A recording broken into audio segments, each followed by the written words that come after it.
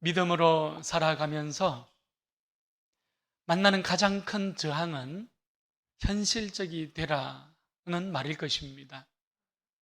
이 말은 세상과 담을 쌓고 비현실주의가 되거나 혹은 이상주의자가 되어서 살아가라는 말이 아니지요. 현실의 유혹에 대한 말씀이기도 합니다. 세상은 나의 나됨을 붙잡고 살아가라고 하지요. 여러분, 나의 나됨, 나의 자아를 버리고 어떻게 이야기합니까? 포장된 나지요. 꾸며진 나를 앞세우고 붙들고 살아가라고 요구합니다. 내가 성취해 놓은 많은 업적들을 붙들고 살아가라고 세상은 우리에게 유혹하고 있는 것입니다. 그러나 예수님은 정반대로 우리에게 말씀하고 있습니다.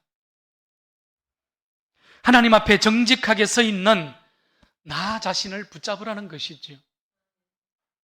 꾸밈 없는 자아를 가지고 나답게, 나다운 그런 삶을 살아가라고 하나님께서는 말씀하고 계십니다. 하나님께서는 내가 이뤄놓은 그 어떤 일들 때문에 나를 사랑하는 것이 아니라 내 존재 그 자체로 인해서 하나님은 나를 사랑하시기 때문입니다. 예수님께서도 시험의 자리에 있었습니다. 광야에 머물며 40일 동안 줄이며 기도의 자리에 나아갔었죠. 그때에 마귀가 찾아와 시험했습니다. 돌이 떡덩이가 되게 하라.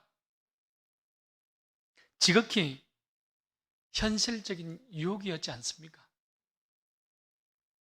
여러분, 우리도 얼마나 그 일들을 바라며 나아가고 있는지, 우리도 얼마나 그 일들을 이루며 나아가고 싶어 하는지 모릅니다. 모두가 1등을 향해서 달려가지요. 너보다 내가 더 잘 먹고 더 잘 살기를 바라고 있습니다. 지금도 저 아프리카 빈국에서는 가난으로 인해서 영양실조와 또한 수질 오염으로 인해서 굶어 죽어가고 있는 수많은 어린아이들이, 여러분, 빈국에는 차고 넘치고 있습니다. 속수무책이에요. 방법이 없습니다. 굶주림과 싸우고 썩은 물을 마시는 그 아이들이지요. 여러분, 이 아이들에게 빵 한 조각이 또한 물 한 모금이 이들에게는 복음과 같은 거예요.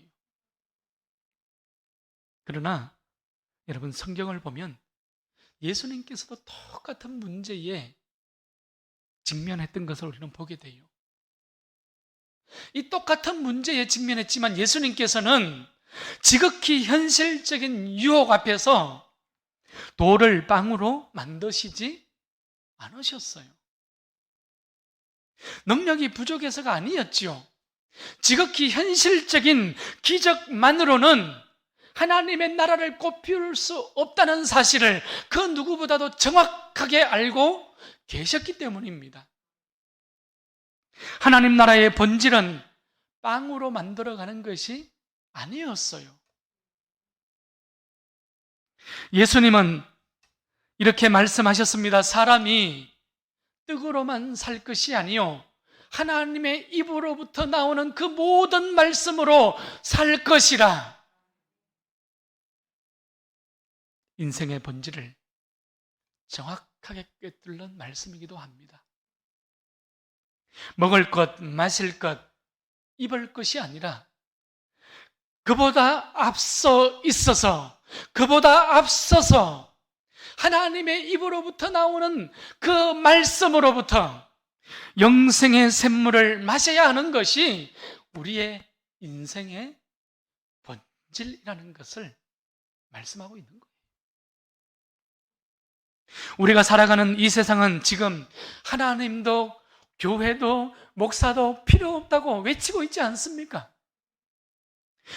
여러분, 우리는 병든 사람들을 위하여 유능한 의사가 필요하고 우리는 가난한 자들을 돕기 위하여 유능한 정치가들이 필요하고, 유능한 협상가, 유능한 전략가, 유능한 엔지니어, 유능한 일꾼들이 필요하지, 영적인 해답에 대해서는 필요치 않다고 외치고 있는 이 시대의 모습이지 않습니까?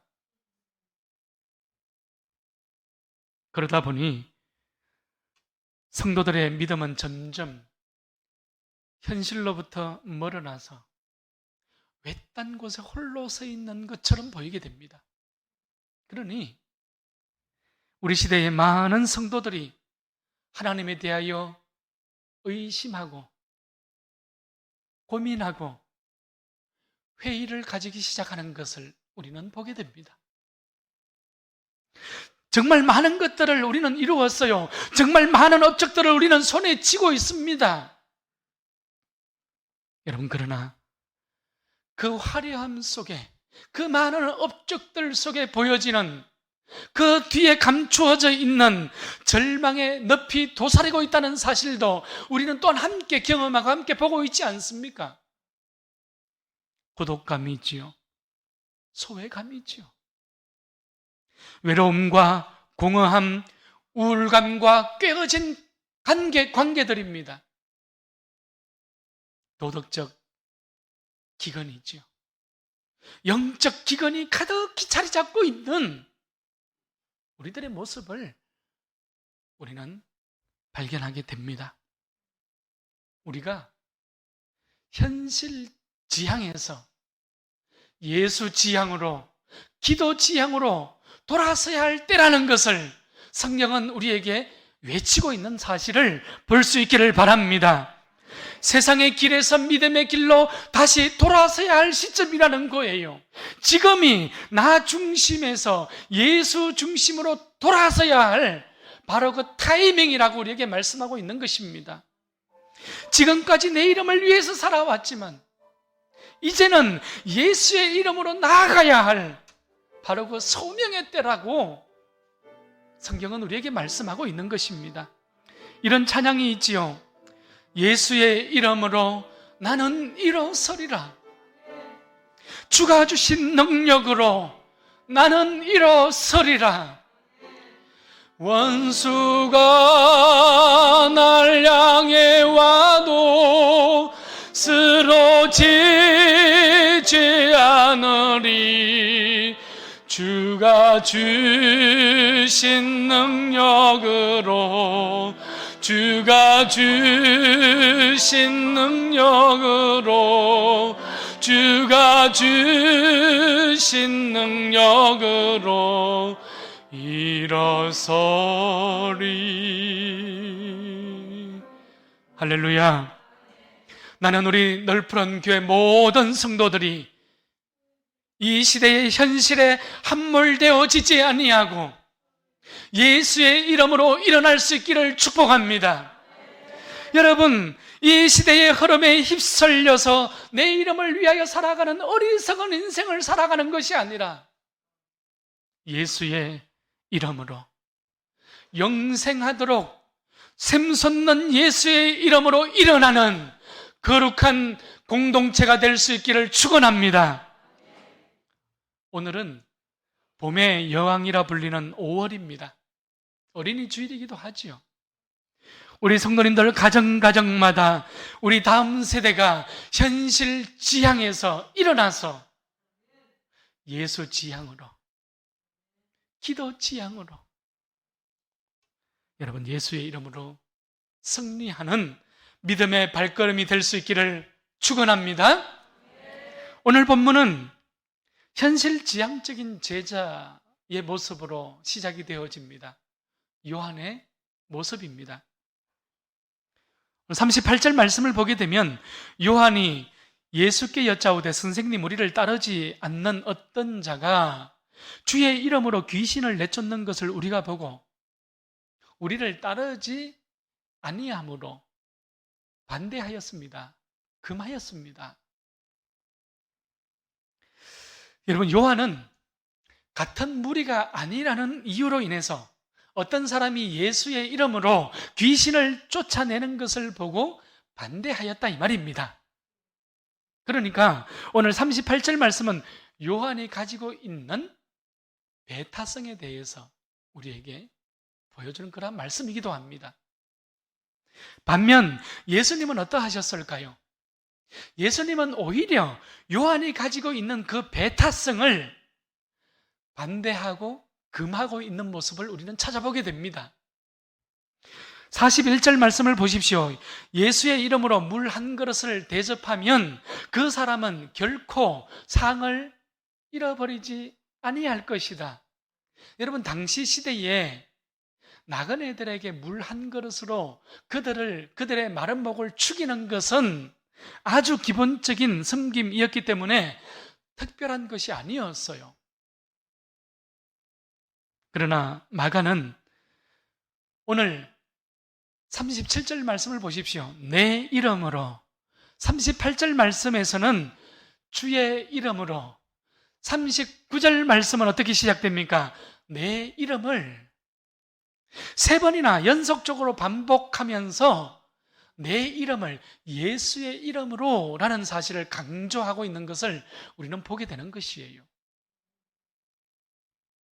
여러분, 헬라어로 이름이라는 것은 오노마라는 단어입니다. 여러분, 이름이라는 것은요, 그 사람의 아이덴티티, 정체성을 이야기하는 것이에요. 이름이라는 것은요, 그 사람이 가지고 있는 권위에 대해서 이야기하는 것입니다. 그것이 오노마라는 단어입니다. 마가는 지금 예수의 이름을 가진 자가 누구라는 것이에요? 그리스도인이요. 예수의 이름을 가진 자가 교회요. 예수의 이름을 가진 자들이 바로 제자들이라고 말씀하고 있는 것입니다. 성도는 예수가 주인된 삶을 살아가는 존재이지요. 여러분, 오직 예수님만을 따르기로 결정한 무리가 바로 성도의 무리입니다. 그래서 우리는 그 사람들을 향해서 그리스도인이라고 부르는 것입니다. 우리 넓은 교회 주인은 오직 예수님 한 분이 될 수 있기를 바랍니다. 여러분, 교회에서 예수가 빠지면 아무것도 아닌 거예요. 마찬가지로 성도의 인생 속에서, 내 인생 속에서 예수의 이름을 빼어내면 아무것도 남지 않아야 하는 것입니다. 여러분, 그것이 성도입니다. 그래서 우리는 예수의 이름을 붙잡고 일어날 수 있는 거예요. 그래서 우리는 예수의 이름으로 새 힘을 얻고 예수의 이름으로 우리는 승리하는 존재라고 주님께서는 말씀하고 있습니다. 여러분, 예수의 이름으로 섬길 수 있기를 바랍니다. 봉사하고 헌신하고 약자들을 향하여 우리의 손을 내밀 수 있기를 바랍니다.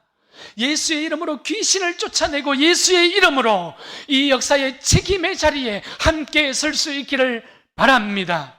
이런 교회가 우리 교회가 될 수 있기를 축원합니다. 예수의 이름으로 물 한 그릇을 대접하면 그 사람에게는 결코 상을 잃지 아니하겠다고 주님께서 축복해 주셨습니다. 여러분, 반면 예수의 이름으로 작은 자 하나를 실족하게 하면 내 목숨과 바꿀 정도로, 내 목숨과 바꿀 만큼 그 사실이 큰 죄라는 것도 주님께서는 오늘 본문에서 우리에게 말씀하고 계셔요. 42절 말씀이죠. 예수님께서 말씀하셨습니다. 차라리 연자 맷돌을 목에 메고 바다에 던져지는 것이 낫다고 말씀하고 계시는 거예요. 41절 말씀과 42절 말씀은 정반대의 상황을 가지고 우리에게 말씀해주고 있습니다. 여러분, 작은 자, 소자는 누구입니까? 헬라어로 작은 자는 미크로스라는 단어입니다. 여러분, 이 단어는 부모님에게 절대적인 의존성을 가지고 있는 어린아이들을 가리키는 단어이지요. 특별히 야고보서 3장 5절 말씀에서도 동일한 미크로스라는 단어를 사용하고 있어요. 야고보 사도는 이 작은 자를 가난한 자요, 소외된 자요, 뒤처진 자라고 우리에게 말씀해주고 있습니다. 어찌 보면 아직 성숙하지 못한 어린아이의 신앙을 가지고 있는 그 지체들이 되겠지요. 또한 사도 바울은 고린도전서 15장에서 자신을 미크로스라고 칭하고 있습니다. 사도라 칭함받기를 감당하지 못할 정도로 가장 작은 자, 가장 작은 그 미크로스가 나였다는 거예요. 하나님 앞에서 바울은 자신을 가장 작은 자로 여겼습니다. 하나님 앞에서 바울은 자신을 가장 무능한 자로, 가장 뒤떨어진 자로, 가장 작은, 가장 못난 자로 여겼던 사람이 사도 바울이었습니다. 이런 작은 자를 실족하게 하면 연자 맷돌을 목에 메고 바다에 빠지는 것이 낫다는 것이죠. 여러분, 실족이라는 것은 다른 사람들의 길 앞에 어떤 걸림돌을 놓고 걸려서 넘어지게 하는 행위가 실족이라는 의미입니다. 다른 사람을 죄에 빠뜨리거나 예수를 믿지 못하게 떠나도록 하는 행위가 실족입니다. 연자맷돌은 손으로 돌리는 그 손맷돌보다도 훨씬 더 크고 무거운 맷돌이지요. 나귀가 이끄는 맷돌이 연자맷돌입니다. 마가는 연자맷돌을 목에 메고 바다에 빠지는 것이 더 나으리라 이렇게 기록을 해주고 있는데 그 이유에 대해서는 설명하고 있지 않습니다. 그러나 우리는 48절과 49절 말씀에서 거기에는 구더기도 죽지 않고 불도 꺼지지 아니하느니라 사람마다 불로써 소금 치듯함을 받으리라. 여러분, 무슨 말입니까? 실족해 하는 그 사람에게 주어지는 형벌에 대해서 우리는 볼 수가 있습니다. 지옥에서 받는 형벌보다 차라리 연자 맷돌을 목에 메고 바다에 빠지는 것이 더 가볍다는 거예요. 그만큼 죄를 철저하게 경계하라는 말씀이기도 합니다. 내 두 손과 내 발이 범죄하면 찍어버리고 차라리 불구의 몸으로 하나님의 나라에 들어가는 것이, 영생에 들어가는 것이 두 손을 가지고 지옥불에, 그러니까 영원히 꺼지지 않는 그 지옥불에 들어가는 것보다 낫다는 것입니다. 내 두 눈도 마찬가지이지요. 한쪽 눈으로 하나님 나라에 들어가는 것이 성한 두 눈을 가지고 지옥에 던져지는 것보다 낫습니다. 우리의 두 손과 두 발은 하나님과 세상을 향하여 섬기라고 봉사하도록 지음을 받았지 않습니까? 그런데 오히려 우리는 두 손과 두 발로 남의 것을 빼앗는 데 사용합니다. 복음을 전파하라고 지음받았는데 오히려 세상의 욕망과 쾌락을 위해 걸어가는 거예요. 달려가는 거예요. 내 두 눈도 마찬가지죠. 하나님을 바라보라고 지음을 받았는데 이 세상을 향합니다. 우리의 이웃들을 향하여서 정죄의 눈으로 그들을 바라보는 거예요. 두 손, 두 발, 두 눈이 예수의 이름으로 행하여지지 않는 그 모든 죄에 대한 정죄의 모습이 되겠죠. 그것이 오늘 48절과 49절의 말씀이기도 합니다. 여러분, 말씀을 이제 정리합니다. 오늘 말씀은 이렇게 결론을 맺고 있습니다. 49절이지요. 사람마다 불로써 소금 치듯함을 받으리라. 소금은 좋은 것이로되 만일 소금이 그 맛을 잃으면 무엇으로 짜게 하리요? 너희 속에 소금을 두고 서로 화목하라 하시니라. 오늘 본문에서 불과 소금은 깨끗하게 하는 정화의 뜻으로 사용되어진 단어가 아닙니다. 오늘 본문에 나오는 불과 소금은 심판과 형벌의 의미로 사용되어지고 있어요. 소금은 우리가 살아가는데 꼭 필요한 것들이죠. 좋은 것입니다. 그러나 그 짠맛을 잃으면 아무 소용이 없습니다. 쓸모없게 되는 거예요. 사도행전 3장을 보게 되면 베드로와 요한이 성전에 기도하기 위하여 올라가지 않습니까? 태어나면서부터 한 번도 걸어보지 못한 한 사람, 그 사람이 구걸하는 것을 보게 됩니다. 성전 미문에서 일어난 사건이지요. 베드로가 그 사람을 주목하여 봅니다. 그리고 이렇게 말씀하지요. 은과 금은 내게 없지만 내게 있는 것 곧 나사렛 예수 그리스도의 이름으로 내게 주노니 일어나 걸어라. 여러분, 그리고 예수의 이름으로 그 오른손을 잡아 이렇게 세웁니다. 여러분, 발목에 힘을 얻잖아요. 그리고 그는 걷기도 하고 뛰기도 하며 그는 하나님을 찬미했다고 사도행전은 우리에게 기록해주고 있습니다. 놀라운 일이죠. 베드로는 지금 자신의 힘으로 일으켜 세운 것이 아니에요. 베드로는 자신의 이름으로 일으켜 세운 것이 아닙니다. 예수의 이름으로, 예수의 이름의 권세로 그 사람을 일으켜 세운 것입니다. 오늘 우리도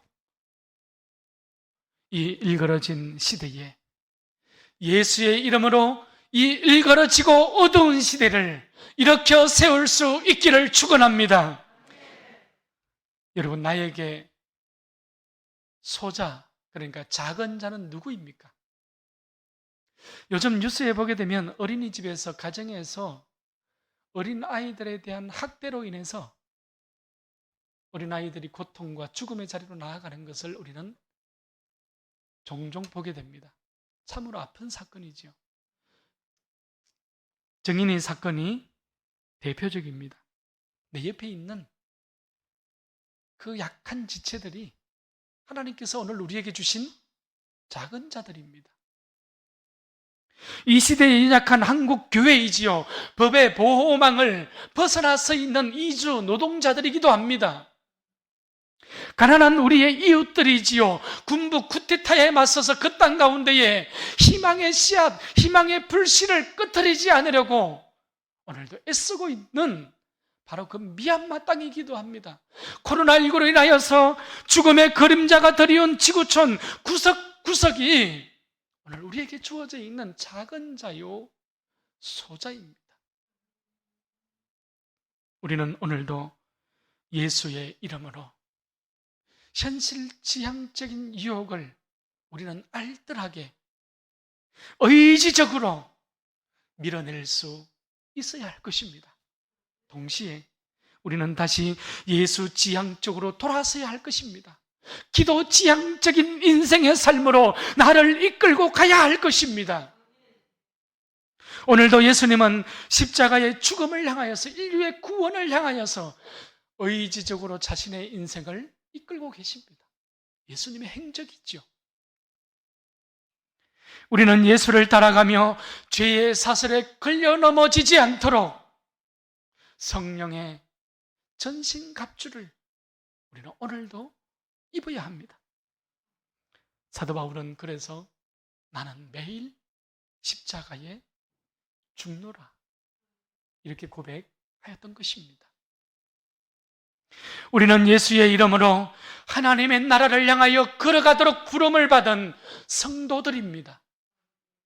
그러니 우리가 살아가는 동안 예수의 이름의 권세가 우리와 함께 하는 것입니다. 여러분, 지금 내 안에 소금의 짠맛을, 생명의 그 복음의 맛을 잃지 않았는지 하나님께서는 우리 각자에게 묻고 계십니다. 여러분, 오늘도 내일도 우리 모두가 예수의 이름으로 하나님의 나라를 꽃피우는 소금빛 공동체로 일어날 수 있기를 바랍니다. 그래서 우리 널푸른 공동체가 하나님의 포위의 마로 일어나고 주의 화평을 심고 화목의 사역을 이루어가는 복된 삶이 될 수 있기를 축원합니다.